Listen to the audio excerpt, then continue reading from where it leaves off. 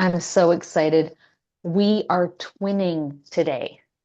Hi there. I'm Julie Brooks, and this is Real Talk, where we talk all things health and wellness, aiming to uncover some of the truths that is really difficult in today's overwhelming marketing of health and wellness. Today, I'm really honored to introduce you guys to someone that recently I've connected with online, and we instantly bonded over our shared philosophy on health and mindset coaching. In an industry full of quick fixes, Sarah stands out as a beacon of authenticity, sincerely. She's a powerhouse leader who walks her talk, commanding respect through her own daily disciplines and passion of helping others succeed. I'm incredibly excited to connect with her and share her and her insights with you guys. So, Sarah, welcome. Welcome to Real Talk. Thank you, Julie. Wow, that little introduction teared me up. Thank you. It's always so Absolutely. nice to feel seen. Isn't that true? And Mm. and I, as I said to Sarah before we came on, I was going to talk about how we were twinning because Sarah and I, it's like she says something, I'm like, yeah. I say something, she's like, yeah, totally. And then she showed up in matching clothes in front of a bookshelf. So it's like, you guys don't even know who's who. So sorry, not sorry. All right. So I want to dig right in, Sarah, as we keep these nice and short so that people actually are interested and intrigued by us. Now, in your wellness coaching, we know that clients rarely fail because they didn't have the proper meal plan, or they often stumble because maybe their mindset or their believed identity is conflicting with whatever it is that they're trying to succeed in. Now, I know that you are a mindset coach as well. What is something that you most commonly see in the areas that you work in? Well, that's an excellent question. And, it always comes back to my own journey and where I stumbled and the common mistakes I've made and how I've overcome those myself personally is really the foundation of how I help others. Is because I've been knocked down so many times and I figured out how to keep on getting up and improving, growing. I truly believe that abundance is our birthright, that we have everything within ourselves that we need to succeed, whether it be in our health, in our finances, in our relationships, in our parenting, whatever it might be. I really believe, and sometimes I forget. And so that's why I continue to stumble. And a lot of times, my clients find me relatable because I'm not perfect. And I've come from the school of hard knocks, but I really believe that 95% of what we have in our lives comes from what we think about. And that 5% is strategy and, pulling the trigger and hustle and grit and grind and all that stuff. It 95%.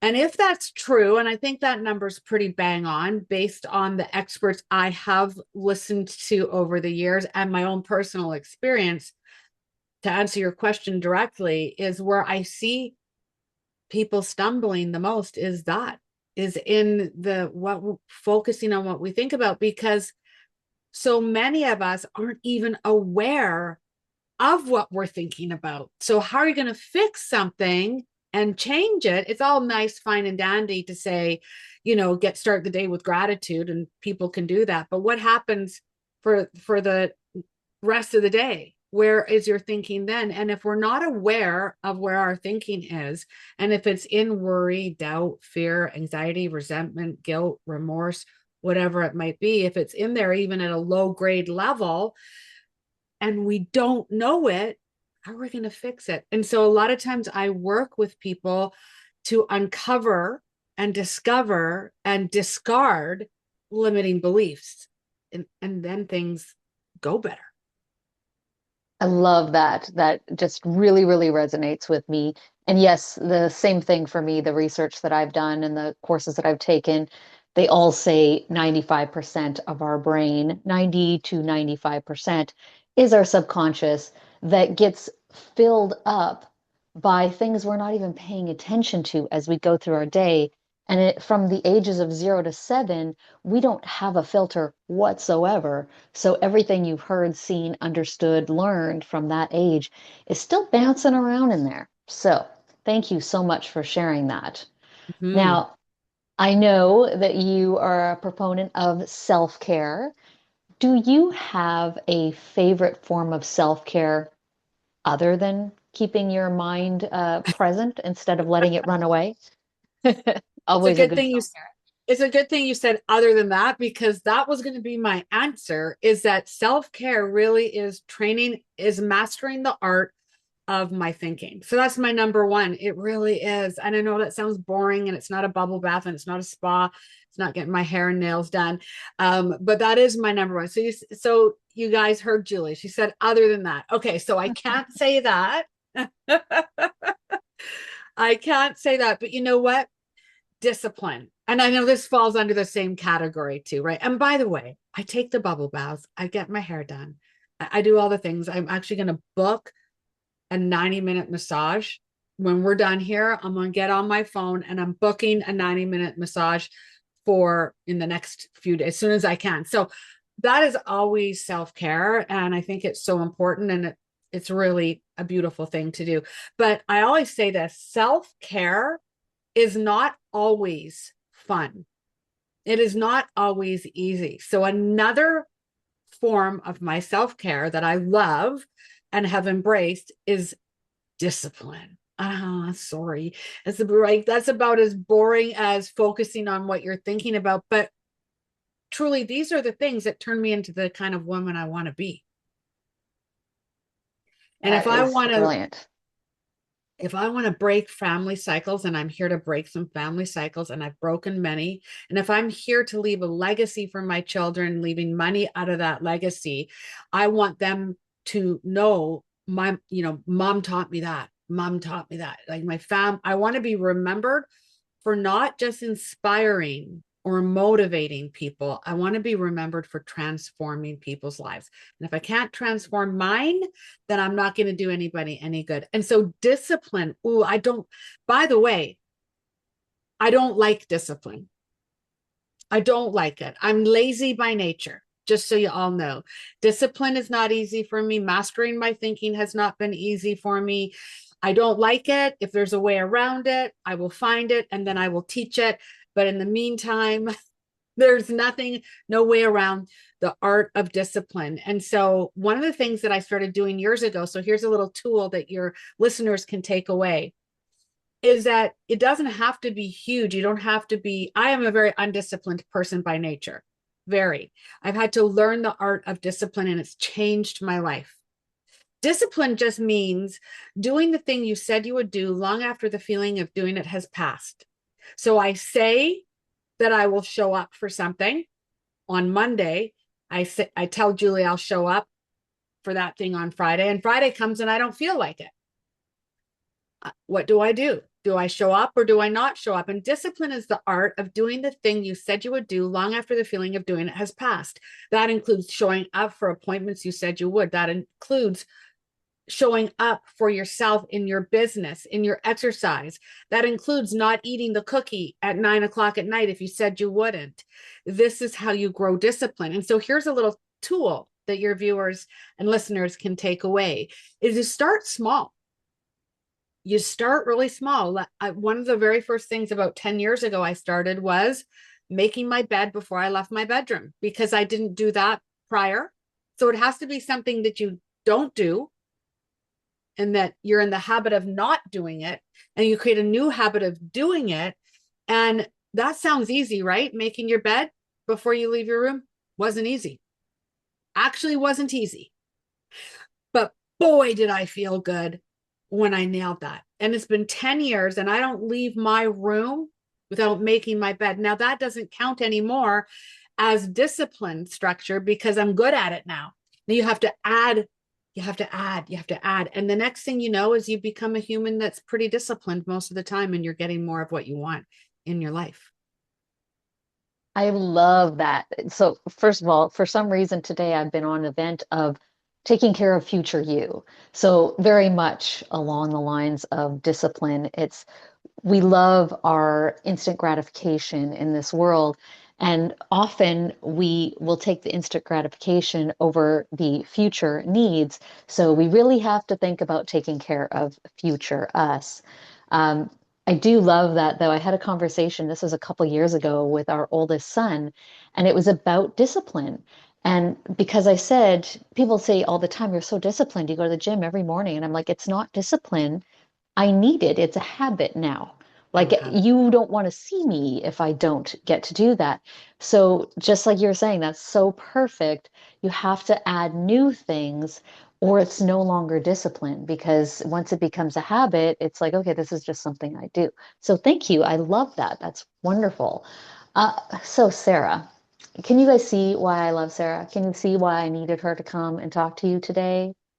I wanted to ask you, what brought you to this profession, whether that's the coaching profession or what you are doing underlying the coaching, and what keeps you here? Oh, I love that question. So I mentioned it a few moments ago and it took me a long time to figure this out. I mean, I became what brought me here started with my own health issues, multiple autoimmune diseases, born with high food sensitivities, struggling my whole life with health issues. And in my late 20s, early 30s, first autoimmune disease, mid 30s, second autoimmune disease, late 30s, third autoimmune. Like I just kept having to figure out how to heal my body with natural ways. I was allergic to remission drugs, severe allergic reactions. They weren't an option for me, which was a blessing in disguise.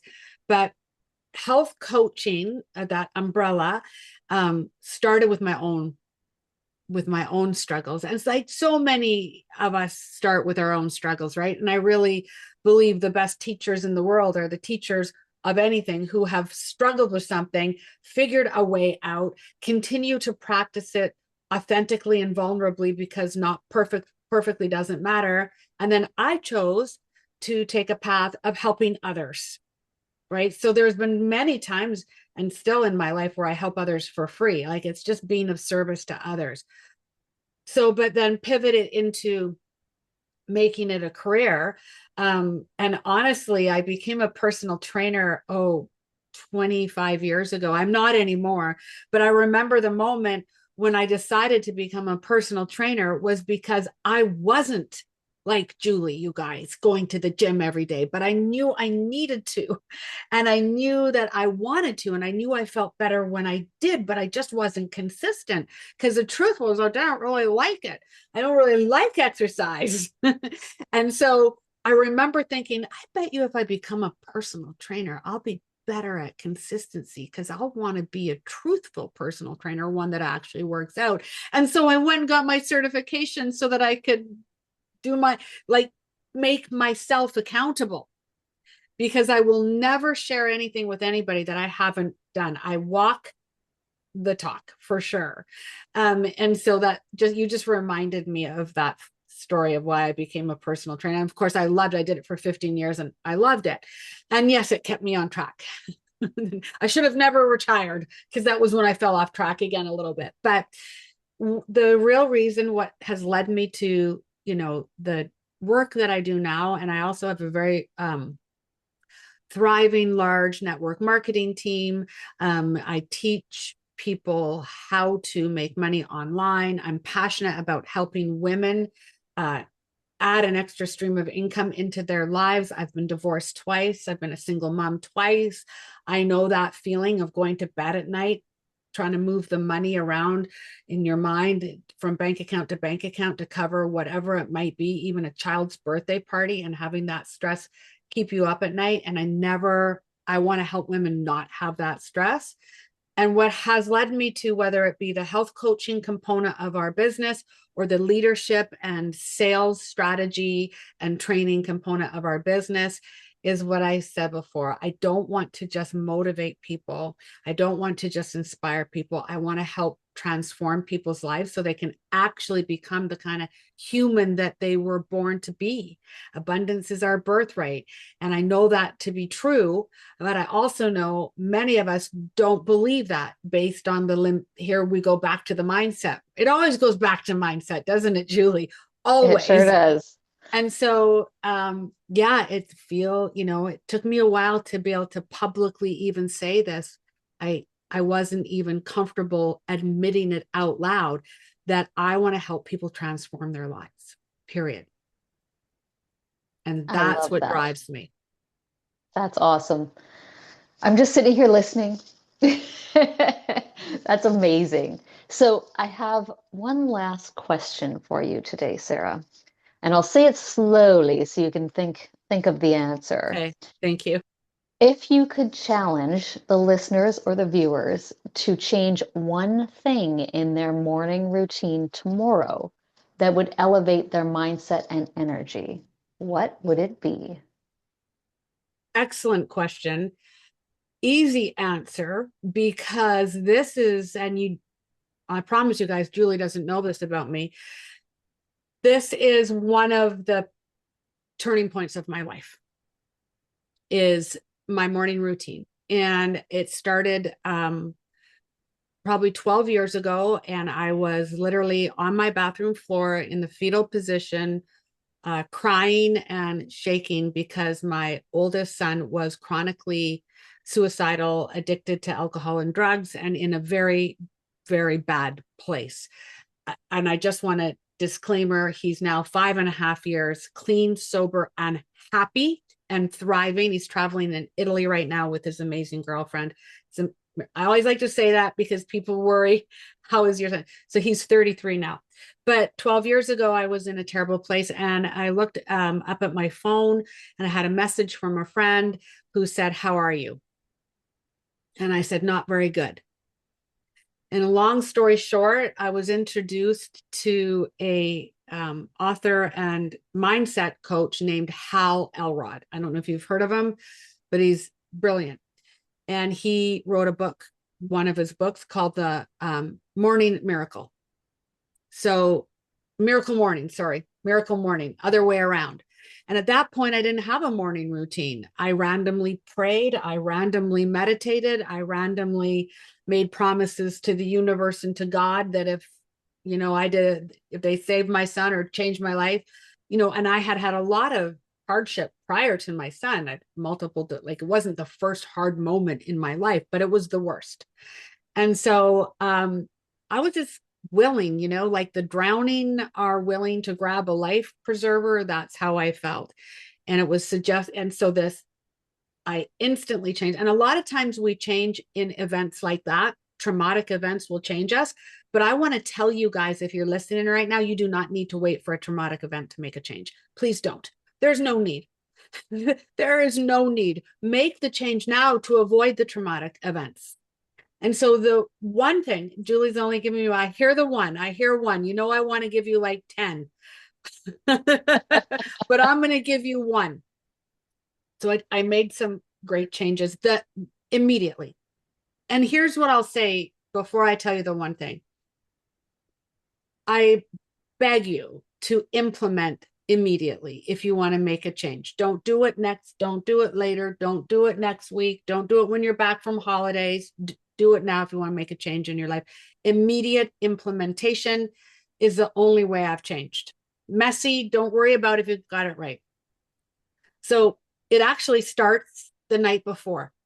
The morning routine starts with the night before. So when you go to bed tonight and you throw your legs under those covers and you put your head back, I want you to say that you are excited to wake up and start your morning routine. You're excited. You're excited to. And I want you to wake up 15 minutes earlier than you would. And I'm sorry, but I don't care if you already get up at 4 a.m. It means you got to get up at 3:45. This is called discipline. And we talked about it before. Here's where you're going to apply it. You don't have to want to, you just have to.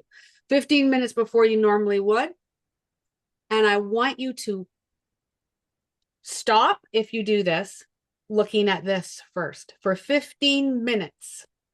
You will not look in here. You will not look at text messages. You will not check on the kids. You will not check the emails. You will not touch this rectangle. You will sit in a chair, light a candle if you want, glass of water, make your tea, make your coffee. You can do that. I always like got around that one. You can do that.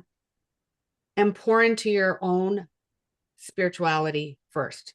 I'm not going to tell you what that has to be because I was only allowed to give one thing. You notice how I made up more than one thing somehow there. But you'll have you get to figure out for yourself. Do you breathe and watch a candle flicker? Do you pray? Do you journal? Do you meditate?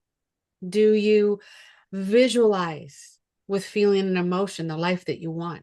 Doesn't matter what it is. It matters that you do that before going in here. Because if you're someone like I used to be and you go in here first to check social media, you're telling the universe, source, God, higher power, quantum field that everybody's life in here that's not even real matters more than your own. And that's what you'll get.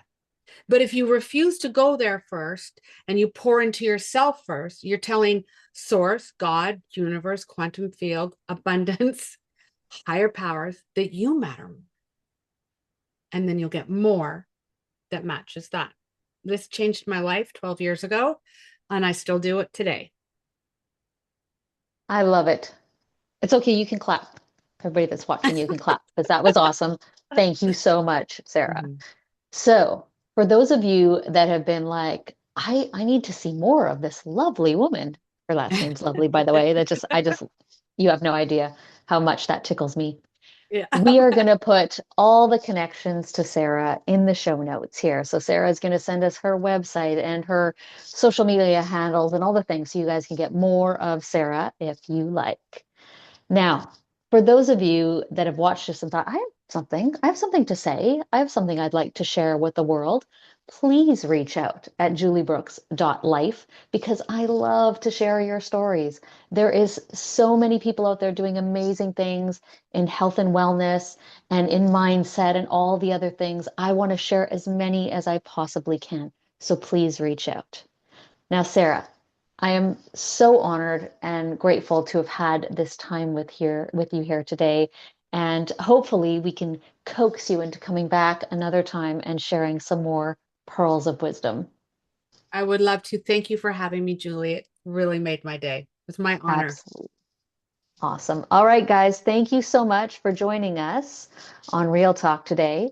And we will see you next week. Bye for now.